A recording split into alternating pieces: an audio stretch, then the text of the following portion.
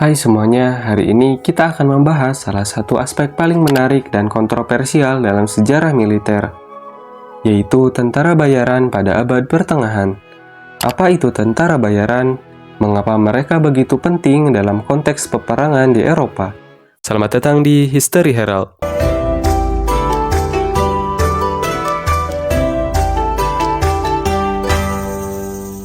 Tentara bayaran atau dalam bahasa Inggris dikenal sebagai mercenaries adalah prajurit yang bertempur demi uang tanpa terikat pada kesetiaan terhadap negara tertentu.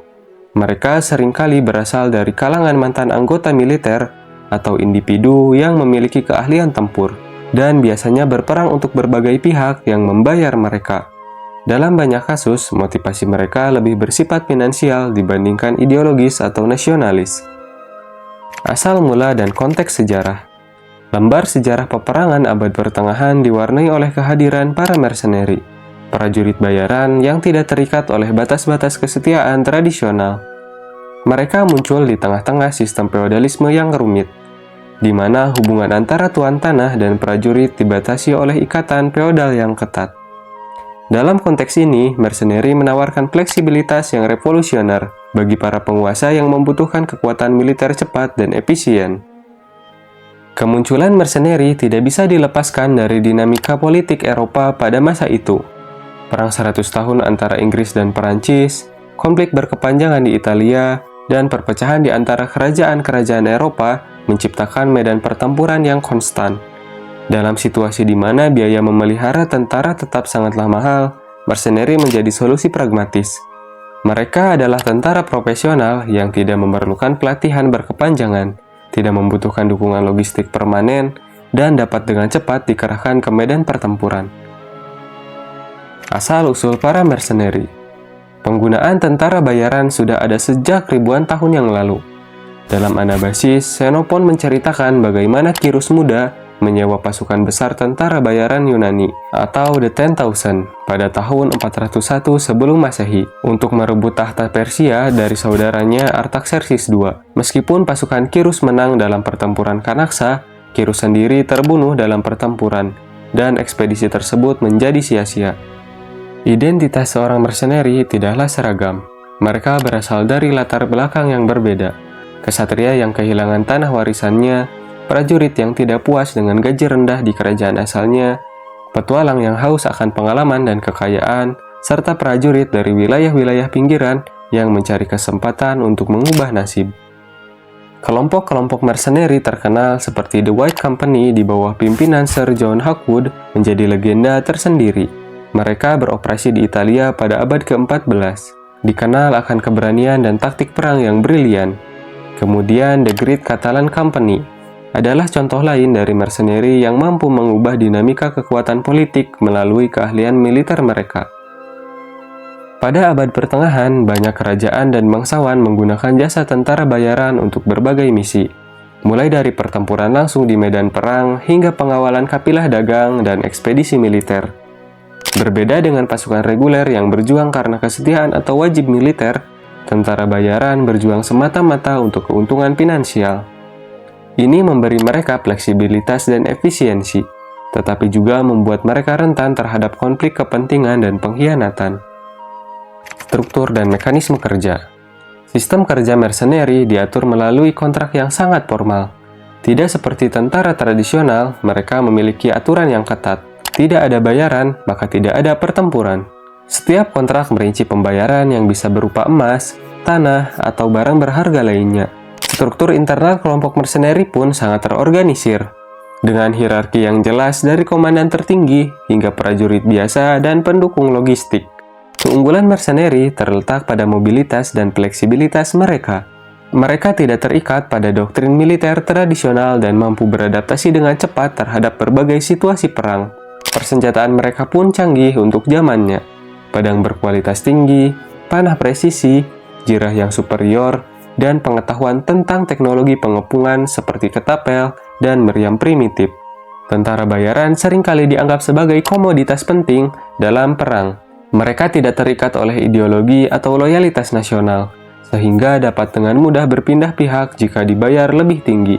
Hal ini membuat mereka sangat fleksibel namun juga berisiko karena dapat berbalik melawan majikan mereka jika situasi menguntungkan. Sebagian besar tentara bayaran adalah mantan anggota militer yang memiliki pelatihan khusus dan pengalaman tempur. Mereka seringkali memiliki keterampilan yang lebih baik dibandingkan dengan pasukan reguler karena pengalaman bertempur di berbagai medan perang. Rekrutmen tentara bayaran biasanya dilakukan di daerah-daerah yang mengalami krisis ekonomi atau politik, di mana banyak pria muda yang terpaksa mencari nafkah dengan menjadi prajurit. Setelah direkrut, mereka akan menjalani pelatihan intensif dan bergabung dalam unit yang terorganisir dengan hierarki yang ketat. Kehidupan sehari-hari tentara bayaran penuh dengan latihan, pertempuran, dan seringkali perampokan dan penjarahan, yang merupakan bagian dari sumber pendapatan mereka. Tentara bayaran seringkali membentuk kompi atau unit mereka sendiri, yang terdiri dari prajurit dengan latar belakang dan keahlian berbeda. Contohnya adalah The White Company. Kompi ini terkenal karena taktik perangnya yang efektif dan disiplinnya yang ketat. Mereka tidak hanya terlibat dalam pertempuran, tetapi juga dalam kegiatan seperti pengepungan kastil dan pengawalan konvoi barang.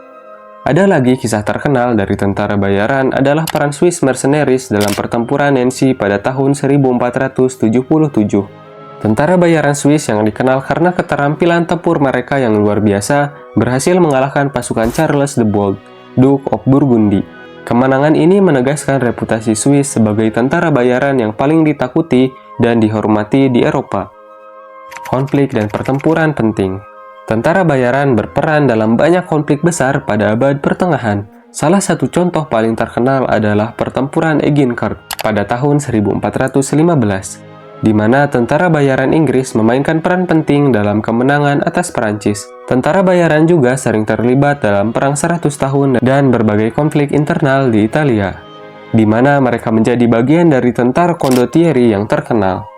Pertempuran Agincourt adalah contoh penting bagaimana tentara bayaran bisa mengubah jalannya pertempuran.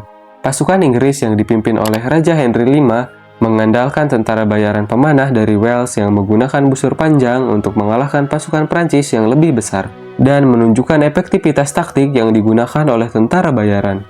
Selama Perang Salib, banyak tentara bayaran dari berbagai negara Eropa yang bergabung untuk berperang di Tanah Suci. Salah satu kisah terkenal adalah tentang tentara bayaran Denmark yang dikenal sebagai Parangian Guard. Mereka berjuang untuk kekaisaran Bizantium dan terkenal karena keberanian dan kemampuan bertempur mereka. Pasukan ini seringkali menjadi pelindung pribadi Kaisar Bizantium dan berperan dalam banyak pertempuran penting. Kehidupan seorang mercenary penuh dengan risiko ekstrim. Probabilitas untuk terbunuh dalam pertempuran sangatlah tinggi. Mereka tidak memiliki jaminan sosial yang lazim seperti tentara reguler, dan seringkali menghadapi risiko dikhianati oleh majikan mereka. Stigma sosial negatif pun selalu menyelimuti profesi mereka, di mana mereka dianggap sebagai Wittdataner, karena tidak memiliki kesetiaan mutlak pada satu kerajaan. Etika dan kontroversi. Penggunaan tentara bayaran sering menimbulkan perdebatan etis, karena mereka bertarung bukan demi negara atau alasan moral, tetapi demi uang. Ini menimbulkan pertanyaan tentang loyalitas dan integritas mereka di medan perang. Banyak kritikus berargumen bahwa tentara bayaran dapat dengan mudah berkhianat atau berpindah pihak jika mereka ditawarkan bayaran yang lebih tinggi. Isu etika mengenai tentara bayaran seringkali berkaitan dengan konsep kesetiaan dan kehormatan dalam peperangan. Pasukan reguler yang berperang demi negara atau penguasa, mereka dianggap memiliki nilai moral yang lebih tinggi dibandingkan tentara bayaran yang berperang demi uang. Namun, argumen ini seringkali bersifat idealis. Dalam kenyataannya, banyak tentara bayaran yang menunjukkan kesetiaan dan dedikasi yang tinggi kepada majikan mereka, bahkan ketika menghadapi risiko besar. Salah satu contoh menarik adalah kasus Gott von Bellingen, seorang tentara bayaran Jerman pada abad ke-16 yang dikenal sebagai Gott Tangan Besi. Meskipun dia seorang tentara bayaran, Gott terkenal karena loyalitasnya kepada para majikan yang memperkerjakannya. Dalam salah satu kisah, dia kehilangan tangan kanannya dalam pertempuran dan menggantikannya dengan tangan besi buatan, tetapi terus berjuang tanpa rasa takut. Keberaniannya menjadi legenda dan dia tetap setia kepada prinsip-prinsip kehormatan hingga akhir hayatnya. Akhir dan transformasi tentara bayaran. Dengan perkembangan teknologi dan strategi perang, peran tentara bayaran mulai berubah. Banyak negara mulai membentuk pasukan tetap yang lebih terlatih dan setia. Meskipun demikian, konsep tentara bayaran tetap ada dan berevolusi seiring waktu, hingga pada akhirnya menjadi perusahaan militer swasta modern. Seiring dengan kemajuan dalam senjata api dan perubahan dalam taktik militer, efisiensi tentara bayaran mulai menurun. Pasukan tetap yang dilatih secara profesional mulai menggantikan tentara bayaran sebagai kekuatan utama dalam peperangan. Namun, perusahaan militer swasta modern tetap memainkan peran penting dalam konflik kontemporer, menyediakan jasa yang mirip dengan yang dilakukan oleh tentara bayaran pada abad pertengahan. Salah satu transformasi signifikan terjadi pada awal abad ke-17, dengan pembentukan model tentara baru oleh Oliver Cromwell selama Perang Saudara Inggris.